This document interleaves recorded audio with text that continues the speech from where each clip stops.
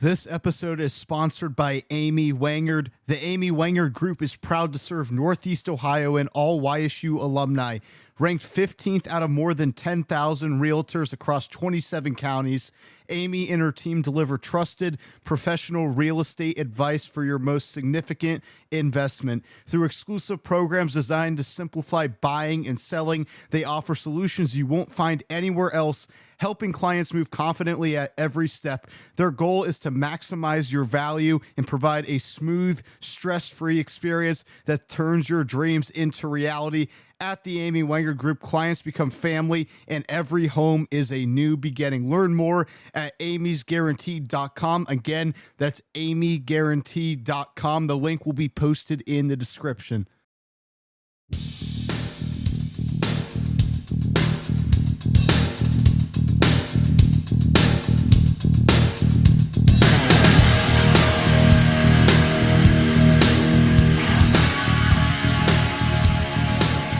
Welcome in, ladies and gentlemen, to another episode of the Penguin Nation Fans Podcast. As always, I am your host, Gino Leone. You can follow me on Twitter and Instagram at Whitetown Nation. And don't forget to check out my written work over on Redshirts Sports today. The time has finally arrived. The spring game is coming up here soon for the Youngstown State football team. I have spent the past month and a half researching every single position group on this roster, giving you guys a full positional group breakdown and making sure you guys have all the information that you need heading into the spring game. Now, it's time for my official spring game episode. Just a quick little disclaimer here. I'm not going to go as in-depth into each position group just because all of those spring previews that I went through I watched the film on each player and really went deep into each specific position group. I didn't necessarily have time to break down every single player, but I really highlighted all the dark horses, all the guys that I was trying to track this spring. If you really want an in-depth preview for each position group, maybe there's a group that you're interested, go ahead, go back and track and see the episodes that I put out there. But this is sort of just a little prep, a general synopsis of what you guys should be looking out for at the spring game. And the focus this entire spring and ever since the offseason started was YSU trying to finish games. I think we all remember that historic second half collapse versus Yale. We led Yale 35-7 at halftime in round one, going from a 4-8 turnaround to an 8-4 turnaround in the regular season was remarkable. But that loss in the playoffs sort of tainted the national image of the Youngstown State football program and really shed a lot of negative light on the program, and it brought a lot of deep questions about the state of the program, if changes needed to happen on the coaching staff.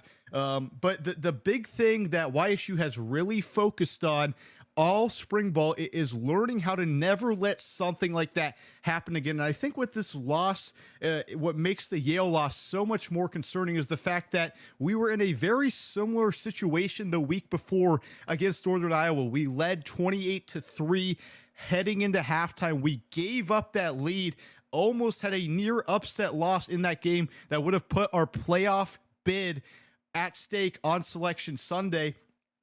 The concerning thing is we did not learn from that, and that complacency that we sort of saw in that Northern Iowa game where we were at halftime and we're like, we're good. We're good. We already won this game. That came back to bite us. And this time it resulted in a loss where the entire country was watching and heard about us losing. So Doug Phillips, I think, has done an excellent job of responding to this adversity. He has really, really hammered home on finishing games and killing that complacency in the program, because complacency is something that if YSU is not able to kill that trait this offseason, it's going to come back to haunt us once again next season. And I think with a hire like Ryan Riemedio at defensive coordinator, who has those strong leadership attributes and really prioritizes holding his guys to the highest standard possible, I would be very shocked if we see that same complacency that has really haunted this program. And we've had a couple of blown leads before in this tenure. You look back to that Southern Illinois game in 2024. There was a couple other examples of us blowing leads almost losing games or losing games, but that Yale game was really the final mark, the final explanation point. This needed to get resolved, and Doug Phillips has really emphasized finishing, right? He's implemented finish drills. He has talked about this before. He constantly, after almost every practice, there's a little reminder that he throws in there when he's talking to his team. They're huddled up, they're listening to him. Doug Phillips is talking about the importance of every single play and reminding them of what happened in that game versus Yale to make sure that something like that never happens again. And I just think we have really played our cards nicely this offseason in response to just a devastating loss. Let's be honest, if you lose a game like that at a lot of other programs, the entire program would be in turmoil the next couple of weeks. Guys would hit the portals, guys would leave. There would be questions about the coaching staff. There might be changes in the athletic department with guys firing coaches.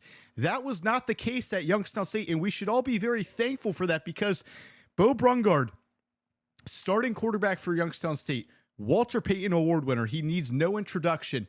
He was getting poached in the portal, right? He was getting offers, NIL deals, crazy cash offers getting thrown at him. I can officially confirm that. He was getting hammered on his phone the day after that playoff game versus Yale, but he made the huge decision to come back, and that decision could be crucial for YSU moving forward because not only did that decision help with us just remain a stable overall program, but it also enabled other guys like Mike Wells, a big-time player on defense, to come back despite also probably having offers out there if he tested the portal waters. It also enabled a guy like Desmond Lee, the left tackle for Youngstown State, an NFL draft prospect, to come back and maintain that culture.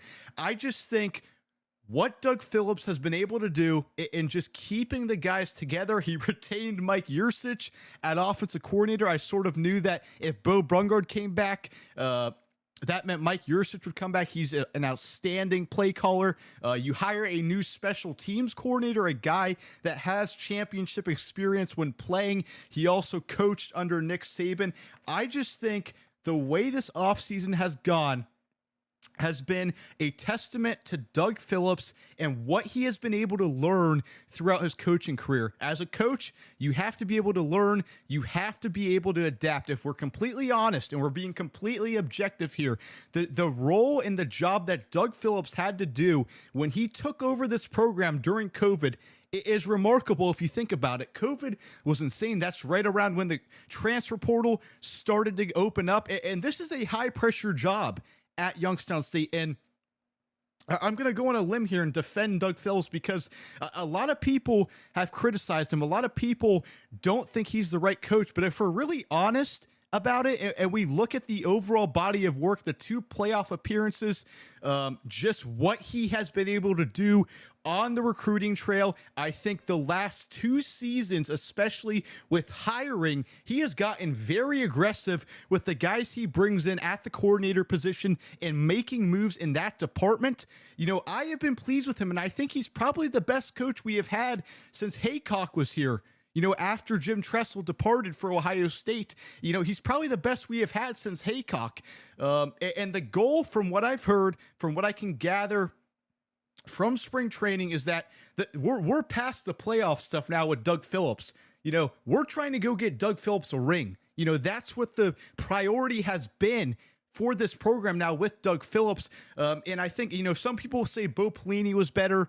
Eric Wolford, I really don't think those guys are in the same company. I know Bo Pelini took us to a national championship game, but you look at what he did after that, the program started to completely collapse. It started to unravel. We got recruiting sanctions that really limited what Doug Phillips was able to do on the recruiting trail in his early years. So, I think Doug Phillips just has a firm command of the locker room, a firm command of his coaching staff, and he has done an excellent job of just managing that coaching staff. And people wanted to pinpoint that loss on Doug Phillips versus Yale, and I get it, right? The responsibility is going to fall inevitably on the head coach. I completely understand that position.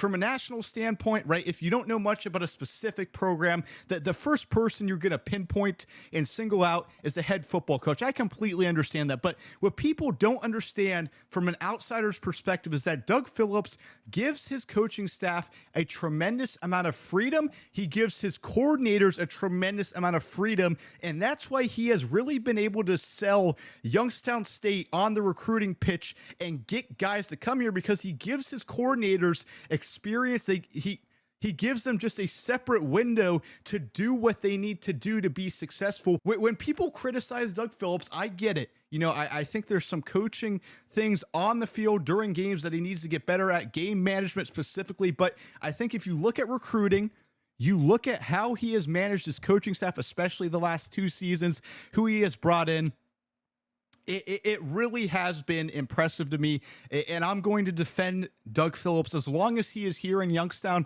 I'm probably going to defend him. I'm going to be honest. I'm going to be critical. And right now, if you are not on the Doug Phillips train, that the time is now. What he has been able to do with player development has been phenomenal. So that was completely, a complete rant from me, guys. So let's get back on topic here with the spring game and just previewing this overall team. So the offensive core, there's a lot of guys coming back on offense. It's that continuity that I talked about that we have been able to have after just that crushing defeat. Beau Brungard, his numbers unbelievable: 3,230 passing yards, 1,468 rushing yards.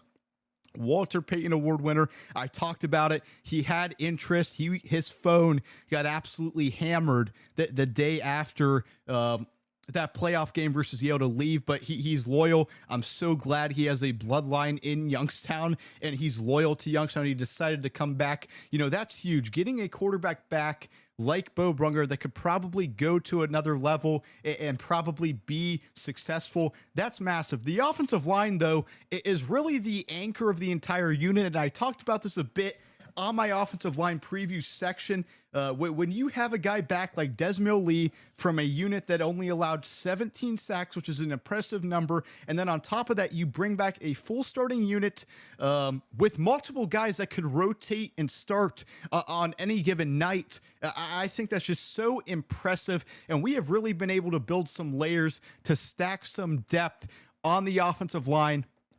And our offensive line is huge. If you go watch this team in person, back probably 5 to 6 years ago, you look at our offensive line and our defensive line, you could tell like we don't fit in the Missouri Valley. You look at them now, this is a massive unit.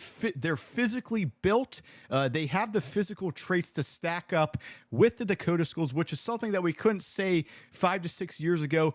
Even on the defensive front, I think we saw that last season where we took a big step forward in our size. That was about building that consistency, building that depth on the defensive front. But offensive line, I think this has been our strongest position group, and this will be the anchor in the core of the offense moving forward. I know we have Beau Brungard back, but the offense is really centered around that offensive line and maximizing the talent that we have there. Jaden Gilbert is a very good running back, a phenomenal running back. He had 670 rushing yards last season on just 96 carries. He also had 412 receiving yards on 42 receptions. He's an all-around tailback.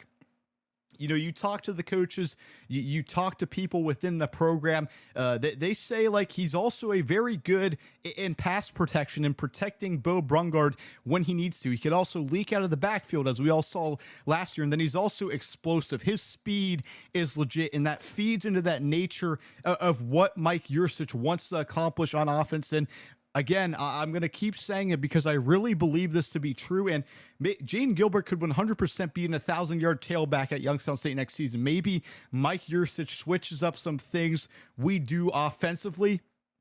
But like last season, if Jaden Gilbert is at any other program in the FCS. Maybe there's a couple others where he doesn't rush for 1,000, but any other program, he probably rushes for 1,000 yards. To get less than 100 carries and be that effective, he almost had 700 rushing yards on 96 carries. That's impressive to me. I would expect Gilbert next season to have another breakthrough campaign. I think he's by far our best tailback. I think there's some other guys behind him that are really going to step up to the plate as well. Antoine Gardner, I am so intrigued to see what he looks like. Donald Barksdale, I think, is phenomenal. He had over 5,000 rushing yards in high school. Tahir Mills, that experienced 6-year veteran that sort of stabilizes the running back room. I'm confident in our top 2 options. I think we'll have a decent rotation here. We'll see what the depth sort of pans out to be, and the spring game will be a big determining factor in where these guys land in this respective position group. At tight end, Alex McDonald and Austin Bray lead the unit. This is an incredibly deep rotation. There's a lot of young guys that are competing for reps, and this fits well in the offensive system. Wide receiver, this is the big question. There's so much turnover. We lose our top 2 receivers. When you lose a guy like Max Tomczak, it's going to be hard to find somebody that is sort of that go-to target, because Beau Brungard and Tomczak had unbelievable chemistry. It's rare to find it to try to replace a go-to target like that. It's going to be very difficult to replace what Tomczak was able to do. He's our all-time leader in receptions, but I think maybe the difference in the main separator in this wide receiver room from last year's, I think we might have more balance. We might have more guys that can contribute and sort of offset losing a top end target. And I think we have more guys that can go down the field and make contested catches, which we didn't really have last season. We had Mike Solomon. We sort of thought he could maybe turn into that guy. Luke Hensley has a little bit of that, but he's not as physically built as some of these players, but they didn't really work out that way. We struggled sometimes to find guys that could make those contested catches down the field. I think that might be an area where we see improvement. The slot receiver position, if you guys are going to the spring game, the slot receiver position is going to be an unbelievable competition between Fresh Walters and Lynn Weichel, the Grand Valley State transfer. They've sort of been going back and forth all spring, trying to fight for that starting slot receiver role. If you want to watch a receiver position, that's what I would look for. RK Dandridge is another guy coming back for Youngstown State. He has limited experience, but he made some key clutch plays versus Towson last season. I'm excited to see if maybe he can take a step in the right direction and continue his trend of development. So on defense, let's flip it over. The front 7, we have Ebony Curry Jr., Thomas Jolly, and Connor Johansson coming back as really the big 3 guys on that defensive front. Ebony Curry Jr., he's dealing with injuries. The last I heard, he's still recovering from an injury at spring camp. He's rehabbing. Thomas Jolly, I believe, is still rehabbing from his injury. Connor Johansson has been getting some reps.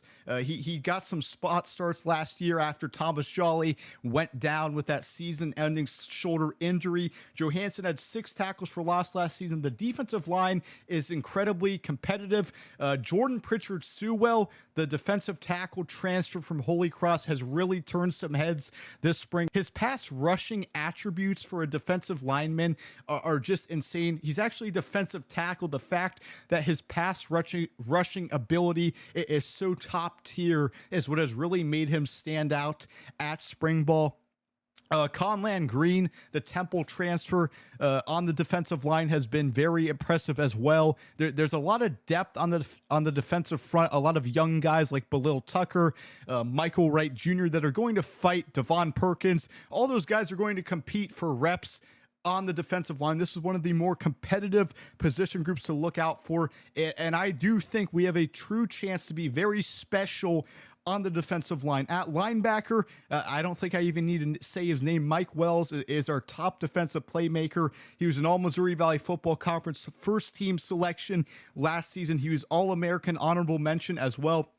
With Ryan Riemedio, I have seen that, Ryan Riemedio wants to make Wells the centerpiece of this new defensive system. We're going to run some 3 defensive lineman sets, some some 4-down sets where you have 4 defensive linemen on that front line. We're going to really use Mike Wells as that hybrid type of guy who can rotate into the linebacking core and also press up on the line of scrimmage and be effective. And I think that makes him very dangerous, because if you don't know when Mike Wells is going to rush the passer, I just think that makes him all the more dangerous. Just put Mike Wells in a position where he can run around and hit people, and I think you'll be pretty successful.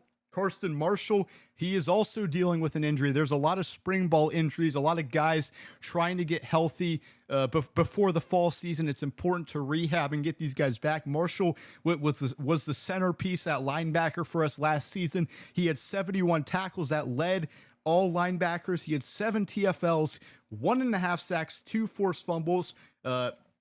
And I hope he recovers. I know he's had some injury issues throughout his career. I believe he suffered an injury before at YSU. He also dealt with some injuries, I believe, at Iowa State. We need him back. He's really our best linebacker. Graydon Rollins is the other linebacker here. He had 38 tackles, 4 TFLs, 2.5 sacks.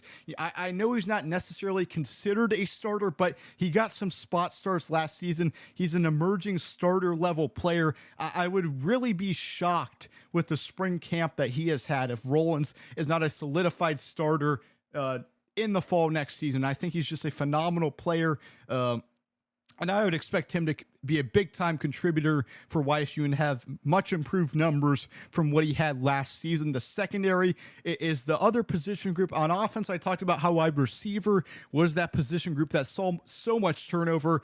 The secondary, the major turnover comes in the secondary. There's also multiple injuries in this position group. Josiah Williams-West is a returning safety starter. Weston Sturzinger, a young player with starting potential for sure. And then Jordan Rudolph, former projected starter, but he suffered an injury in fall camp last season.